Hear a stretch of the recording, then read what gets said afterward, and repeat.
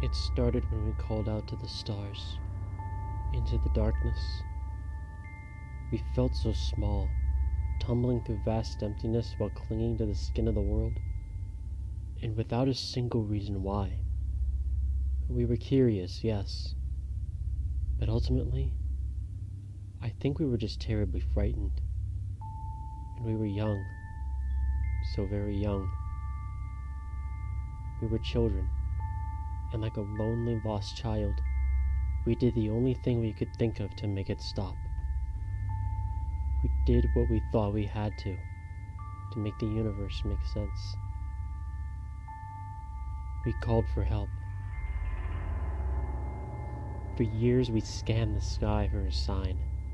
We sent signals to the stars in the darkness beyond. Are we alone? But the skies were quiet. Always so quiet, leaving us to our own makings. But crying children never cease, and neither did we. We sent calls into every corner of space for decade after decade. We refused to believe that no one was out there. There had to be, yet for some unknown reason, they never answered us. Everyone remembers when that changed. They think it responded to the Arecibo message from 1974. The response to the Arecibo message was received almost 3 months ago, in 2 separate parts. The first part of the message was received at the Hat Creek Radio Observatory in California. The Allen telescope array picked up what sounded like static interference that continued on for over an hour. It consisted of unintelligible screeching and buzzing sounds that continued without pause the whole hour. The meaning of this message was never discovered, if it had one. The only thing we knew was that the signal's origin came from somewhere in the Hercules constellation near Messier 13. As soon as that signal stopped, the real message began. We made contact that day, and we were asked a question. Who is there? It came not through the radios, but as a voice. A voice inside all of our heads asked the question to all of us. I heard it, my wife heard it, the young heard it, and the old heard it. Even the deaf heard it.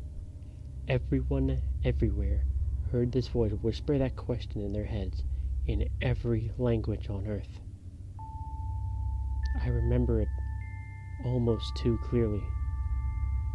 It asked in the familiar, yet indescribable voice that's always there in my mind. It was like one of my own thoughts had gone rogue and had decided to speak directly to me. The world seemed to stop as everyone listened for what came next. Where are you? The heavy questions seemed to linger in our minds for hours afterwards, and then for days, then for weeks. That day changed everything. There were the doubters from the very beginning, and the holy ones who claimed that God had spoken to all of us, and the time to repent was now. There were those who claimed they heard nothing, and those who claimed the aliens had given them their own secret messages. And of course, there were those who truly believed that we had been contacted for the first time by an extraterrestrial race like us, one ready to communicate, ready to lead us out of the darkness. We were wrong. We never made contact with alien life, at least nothing comprehensible or discernible to human understanding. The stars are vast, and in their vastness, our voices had touched the ears of something truly incomprehensible, something hungry and malevolent. The voice. We realized our mistake when the ground started to groan. Beneath our feet, everywhere, the ground seemed to moan. The muffled sound shook the dust and dirt below us. No one knew what was causing it, at least not until the calls started coming in. The graveyards were screaming. All at once, the dead had started screaming. Every deceased man, woman, and child was turning in their graves. All the animals did so too. Every dog, every cat, everything that had ever walked this earth. The cries of ancient whales shook the seas, and the shrill screeching of birds echoed in the forests. The caskets shook and the morgues howled. The voices stopped together in an instant, leaving the world in an amplified silence. In their absence, a new sound filled the air. The voice returned. I hear you. It came as a whisper from behind, an ominous, yet oddly playful presence that felt so close, but was truly still so far away. It let us breathe in the silence for a minute before it made us a promise. It was a promise we all knew to be true. I am coming. The voice was gone, and the air was again filled with screams. This time they were from the living. After the voice had gone, we were left to our own devices. Millions panicked, and rightfully so, as chaos took hold of the streets. Many would die in the violence and the gunfire of that night. They would be known as the raptured before long, and the rest of us were the condemned. We could only wait. The screaming dead was only the first of the side effects that we felt as the voice approached. The closer it got, the more we felt it. That first night after the screaming, we noticed the stars bleed for the first time. A section of the western sky had turned black, blacker than the night. It was only truly visible because of the ring of stars around it. The light from those stars had turned red, and they seemed to bleed across the sky, like food coloring dropped into water. Their light swirled and flowed all around the edge of some unseen mass. I knew that I was staring into the face of the voice. Our scientists claimed that nothing was there, and that their radar and scans always came up empty. Their telescopes could see nothing but darkness in that section of space. However, the proof was right in front of us, as every night that ring of darkness got wider and more stars bled in the sky. We watched it come. As each night passed, the black spot would widen, and more stars would distort and bleed around it. During the day, a new hell would greet us. The side effects worsened. The day always brought something new, and I'm sure most of what happened will go untold and unknown. The animals started disappearing. All of them. No tracks, traces, or bodies were left behind. Pets would run away, some violently so. They all retreated, never to be seen again. The forests were left abandoned, the oceans empty, the air was left silent. The world left seemed empty and lonely. They left like water receding from the shore just before the tsunami breaks.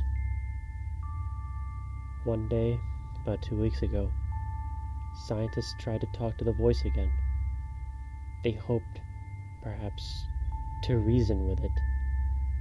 They told it about what was happening on our world, and they asked it questions. The scientists begged. It didn't speak. When asked what the voice sent as a response, The next night, the skies lit up with streaks of fire. It was light for hours, blazoned with orange and red. We didn't realize until the next day when the televisions turned to static and the telephones refused to work. We had sat, watching as all the satellites were knocked out of the heavens. After that, reports became rumors and rumblings. Sanity a thing of the past. The air chilled and weighed us down. The voice was nearly here, and everyone felt it. It rained for a week after the satellites fell. The rain was salty and marred with an unknown filth that turned the grass black. Maybe the satellites tracked something back in with them when they've hit the sky. No one knows for sure. All we know is that it fell from the clouds as black as charcoal that blotted out the sun like liquid ash. Darkness fell upon us for days. When the clouds went away, the skies were empty. There were no clouds, yet the sky hung low and gray. If the sun was anywhere in the sky, it never made itself known. Even it had abandoned us. Each day grew slowly darker and darker until day and night became almost the same. Some people would claim later that they'd seen things in the dark. Creatures with gangly limbs and crooked faces lurking in the corner of their vision. There were tall, white creatures that looked molted or rotten through their transparent skin. Appearances will last for just a second or two before vanishing without a trace. Some believed this was the first step in the aliens' invasion, but the rest of us didn't know what to think. We just knew it was nothing simple or benign. They must have been hallucinations, just more madness to endure, but ultimately as harmless as anything else. As harmless as the screams of the dead, the missing animals in the dying sky. Appearances slowly increased in duration and number. I think everyone saw them at least once, but I don't think a single person would ever guess why they were truly here. They never touched nor spoke to anyone, and they certainly never harmed anyone. Most who got good looks at them described them as mournful or sorrowful looking. Some even claimed the creatures watched over them at night, and others even claimed that it seemed as if the creatures were sorry for them. One claimed to have seen one prostrate upon the ground, hands clasped above its head. He said it was praying for us. Prayer was no help. The churches and places of worship that had divided us for so long failed to bring hope to any in the end. The voice let them pray and beg for a while, but just days ago the voice ended it all. No one questioned how, for at this point, nothing that happened surprised anyone anymore. But on the final day, all books of worship burned. Every last Bible, every Quran, everything. People rushed to their centers of faith, but found no solace. The churches and temples had suffered the same fates, if not worse. The people were left abandoned by their greatest hopes. There were rumors of churches all over the world with walls formed from the bodies of those who sought refuge. They were merged to the walls, stuck to them like flies in a trap. They died, still pleading for hope. But they were beyond God's help. The rest of us had learned to stop begging. The final message came. From beyond the sky it fell upon us. The voice echoed, and it spoke this simple truth. I am here. There is a darkness beyond the horizon, the likes of which I doubt has ever been seen. It brings with it the screams of countless souls, and it moves fast. The stars are dying now, and I know they'll never be seen again. The light is dying so fast. I leave this not as a warning. No, it is far too late for that. Instead, consider this the last realization, the last humanity will ever know. For we used to wonder whether or not we were alone and lost, but never whether or not we were safe and hidden. The universe is infinite, and our understanding was significantly more finite. We should have never beckoned to the darkness. Instead, we should have clung to the light and closed our eyes every time we returned to the void. As the final minutes approach, I hold one final truth to be certain. I now know why the skies were always so quiet.